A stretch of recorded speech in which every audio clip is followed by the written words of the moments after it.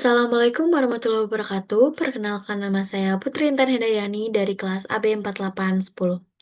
Pada kesempatan ini, saya akan mempresentasikan hasil analisis kinerja bisnis toko roti berdasarkan perbandingan data before dan after. Toko roti merupakan usaha yang bergerak di bidang produksi dan penjualan berbagai jenis roti. Dalam menjalankan operasionalnya, perusahaan melakukan pembelian bahan baku, proses produksi, pengelolaan persediaan, penjualan produk, hingga pengelolaan keuangan. Seiring meningkatnya aktivitas bisnis, jumlah data yang dihasilkan juga semakin banyak.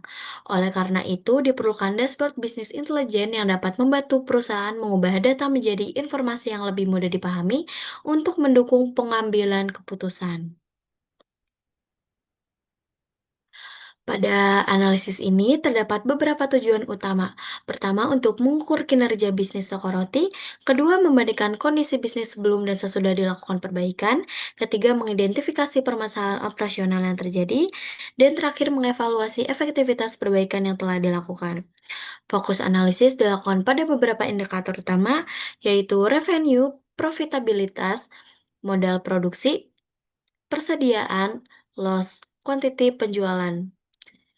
Indikator-indikator tersebut dipilih karena dapat memberikan gambaran menyeluruh mengenai kondisi bisnis perusahaan, baik dari sisi pendapatan, biaya operasional, maupun efektivitas pengelolaan sumber daya.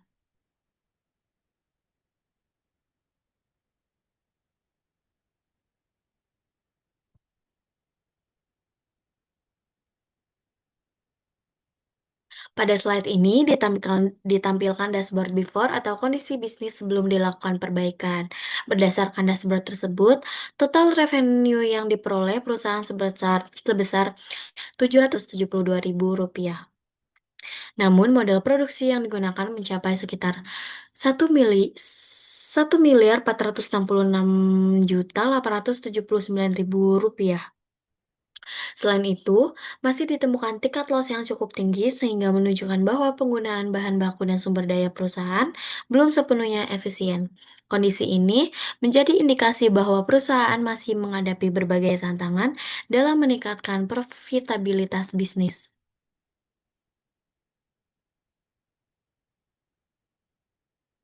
Berdasarkan hasil analisis lebih lanjut, terdapat beberapa faktor yang menyebabkan rendahnya kinerja bisnis pada periode before. Yang pertama, biaya produksi yang sangat tinggi menyebabkan sebagian besar pendapatan digunakan untuk menutupi biaya operasional. Yang kedua, tingkat loss yang masih tinggi menunjukkan adanya pemborosan bahan baku yang belum dapat dikendalikan secara optimal.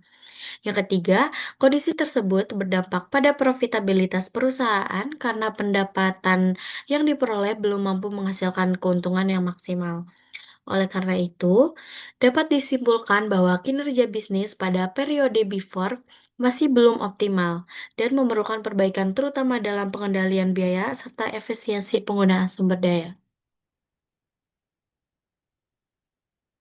Setelah melakukan analisis terhadap kondisi before, ditemukan beberapa permasalahan utama seperti tingginya biaya produksi, tingkat loss yang masih cukup besar, serta profitabilitas yang belum optimal. Berdasarkan permasalahan tersebut, diasumsikan dilakukan beberapa strategi perbaikan. Pertama, optimalisasi produksi dengan menyesuaikan kebutuhan bahan baku berdasarkan tingkat penjualan sehingga penggunaan bahan baku menjadi lebih efisien. Yang kedua, peningkatan efisiensi operasional melalui pengendalian biaya produksi dan pengurangan pemborosan selama proses operasional. Yang ketiga, peningkatan monitoring melalui pengembangan dashboard yang lebih terintegrasi sehingga informasi bisnis dapat dipantau dengan lebih cepat dan akurat. Strategi-strategi tersebut diharapkan mampu meningkatkan revenue, menurunkan biaya produksi, mengurangi tingkat loss, serta meningkatkan profitabilitas perusahaan. Nah, setelah strategi perbaikan diterapkan, terlihat beberapa perubahan yang cukup signifikan pada kinerja bisnis perusahaan. Revenue meningkat menjadi Rp1.346.284.000. Selain itu, total quantity penjualan mencapai lebih dari 100.392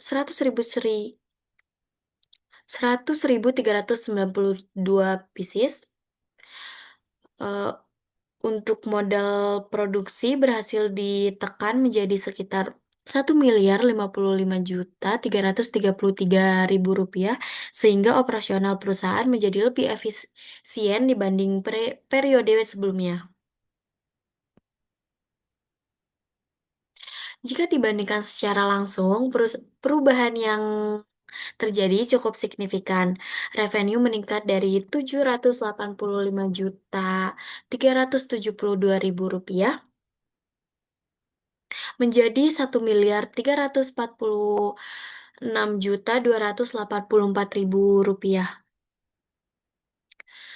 atau naik sekitar 71,4%. Sementara itu, modal produksi berhasil ditekan dari Rp1.469.879.000 menjadi Rp1.055.333.000,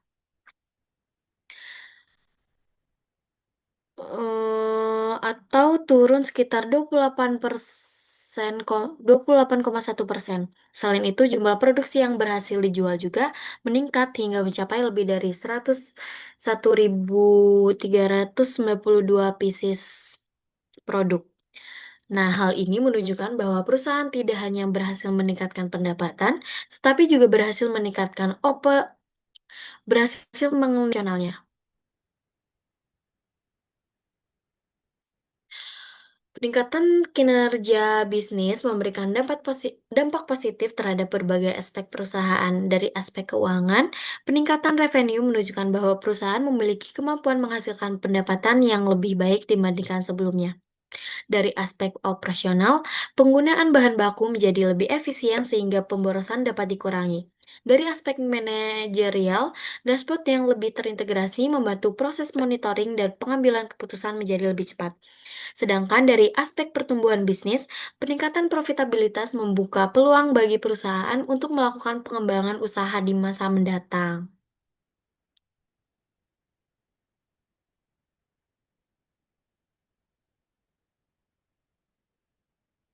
Berdasarkan hasil analisis before dan after, dapat disimpulkan bahwa strategi perbaikan yang diterapkan berhasil meningkatkan kinerja bisnis secara signifikan. Hal ini terlihat dari peningkatan revenue sebesar 71,4%, penurunan modal produksi sebesar 28,1%, serta meningkatnya jumlah penjualan dan efisiensi operasional perusahaan. Hasil tersebut menunjukkan bahwa keberhasilan bisnis tidak hanya ditentukan oleh tingginya penjualan, tetapi juga oleh kemampuan perusahaan dalam mengendalikan biaya produksi, mengurai pemborosan, dan memanfaatkan sumber daya secara lebih efektif. Untuk mempertahankan kinerja yang telah dicapai, perusahaan disarankan untuk terus melakukan pengawasan biaya produksi, memanfaatkan dashboard sebagai alat monitoring utama, serta mengembangkan sistem analisis berbasis data secara berkelanjutan. Sekian presentasi yang dapat saya sampaikan. Terima kasih atas perhatian Bapak. Wassalamualaikum warahmatullahi wabarakatuh.